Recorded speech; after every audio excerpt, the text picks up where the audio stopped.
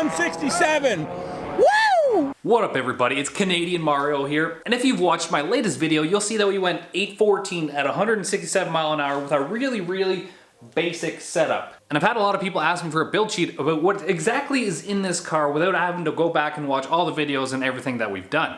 I will mention that Matt from Sloppy Mechanics has done a betterer, budgeted build of this 8x8 series. If you guys want to go check it out, I'll link it down below. But this is just what we did and our journey to get here. Disclaimer, me and my team, we're not really chassis guys or tuner guys or anything like that. We're just doing the best we can with the knowledge that we have, and we throw it at the track, and it just does kind of what it does. And you know what? I did write it all down just in case we forget some stuff. We're gonna start it on the chassis side of things here. There's nothing crazy done to this car. It's super basic. In fact, it was probably done on a super budget.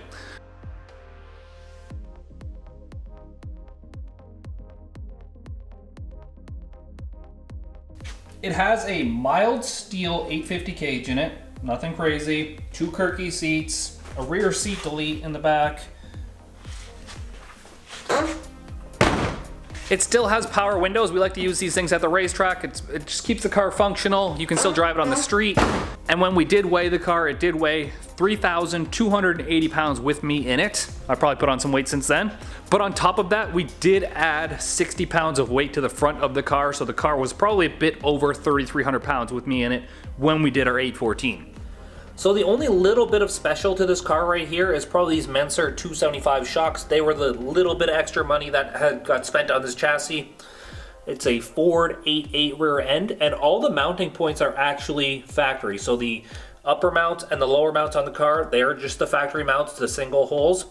The only other thing that was added was on top of the suspension, there's actually a Team Z upper bar relocation on the diff side.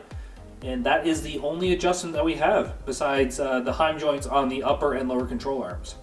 And beside all this rear suspension stuff, we do run a 12-inch wide rear double bead lock tire just to get the most contact patch out of these 275 Pro radials that we run on the back.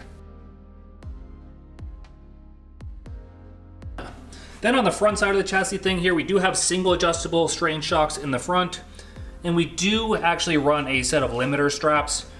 And the limiter strap is just basically a piece of wire that runs from like the lower control arm to the chassis somewhere, and it's got adjustable holes so you can determine how far you want to strap that thing down. So that's about it for the chassis side of things. Like I said, nothing too special or crazy. We did manage to go a 123 60 foot, and we left on like 4,100 RPM and 9 pounds of boost. That's about all we could throw at it. Any more than that, and we would just spin the back tires. And I'm gonna be straight up with you guys. There was probably more we could have done, but we're not chassis guys. We don't know how to make the tire plant harder or stick harder. And that's just the reality of it. We're doing the best we can with the knowledge that we have. And moving on to everyone's favorite part, the engine. This thing is I don't know, it's a unicorn. I don't know why it lasted so long. I know that it's probably a bit hurt right now after our last session out because we put 80 pounds of dome to the motor.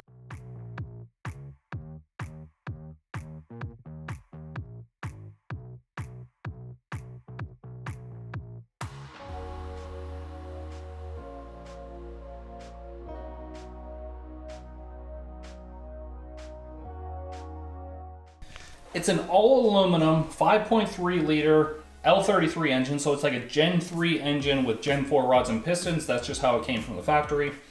The heads are just a factory $7.99 cast head. There's no porting to them.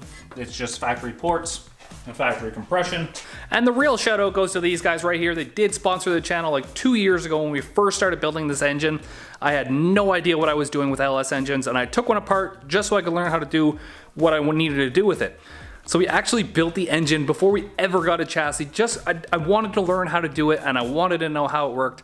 So Brian Tooley Racing got behind the build, helped me get a bunch of parts so I could build this engine cheaper than what it would have cost me to build it by myself. And that's literally how our series started off, the budget turbo LS build series. It's way back. It's probably 3 years ago now that we built this thing.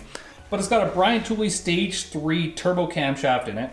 On top of that is LS7 lifters and then chromoly push rods, which go to factory rockers, but they do have a trunnion upgrade in the rocker. And then we do have the 660 spring kit in there, and then LS9 gaskets with ARP head bolts. Yeah, ARP head bolts on 40 pounds of boost probably wasn't a great idea. We did go ARP head bolts to save some money on this thing because I didn't plan to ever make over 1,000 horsepower. In fact, my original turbo for this was a 7875 cast wheel, which would have made like 700 horsepower. So we've upgraded our game a little bit.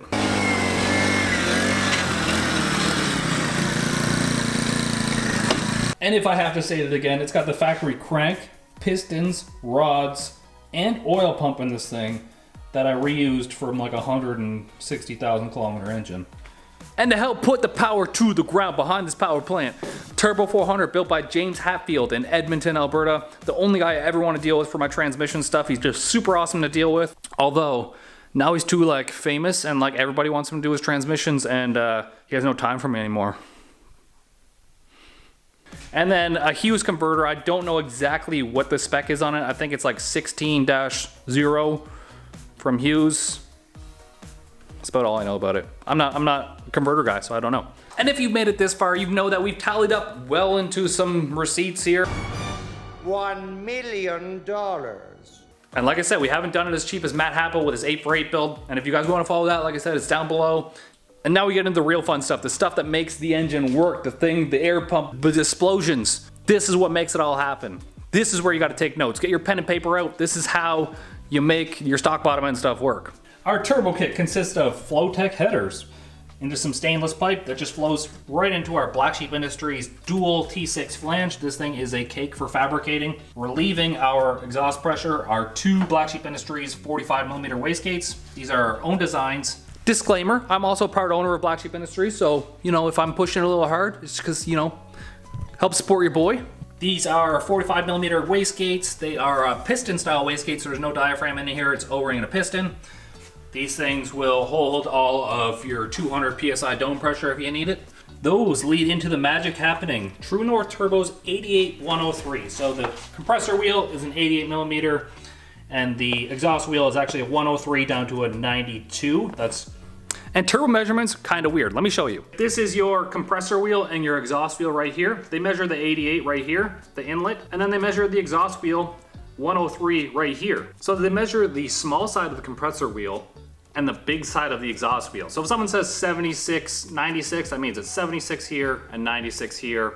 We have an 88 here, 103 here, and then it goes to 92. So it could be an 88, 92, but I won't understand to pretend the maths of the turbo gods. They're just the guys who make things happen. The wizards, friggin' wizards. Anyways, coming out of our turbo, going straight into the cabin area. So there's actually an air-to-water intercooler underneath the dash that cools our charged air, and these two lines right here actually go to the back of the car to our ice box. And to relieve that charge pressure air is our Black Sheep Industries 50mm blow-off valve. Sounds pretty awesome, but it also matches our wastegate. So you can get a matching pair of wastegates and a blow-off valve. Looks super, super cool. Nothing special on the intake side of stuff. It's just a Holley elbow into like a carb style manifold. The injector is probably a little bit on the big side. We run C16 race gas, but we do have room to run ethanol if we upgrade the fuel pump, which is a Magna Fuel 750, which we are kind of getting to the limits to right now. But beyond that, that is basically our layout of our car. There's nothing special in this thing. It still has a full-size radiator down below the turbo. I can go drive it on the streets. The alternator works. It doesn't have power steering, but it has power windows. And theoretically, at the racetrack, I could have done my pass and just left the racetrack and went to McDonald's. Or Burger King. But it's a fully streetable car. It is 3,300 pounds, so it is a little bit of a heavy girl. Mild steel cage. There's a bunch of stuff in there that we could probably take out to save some weight if we wanted to. Get some lighter doors, a lighter trunk, stuff like that. And the plan at the track wasn't to throw 80 pounds of dome pressure on the motor, but we really wanted to test out our True North turbos. And I feel like we've done that this season. We raced at 4,100 feet and we went 814 on an S400 turbo. I feel like that's really good in a street car that weighs 3,300 pounds.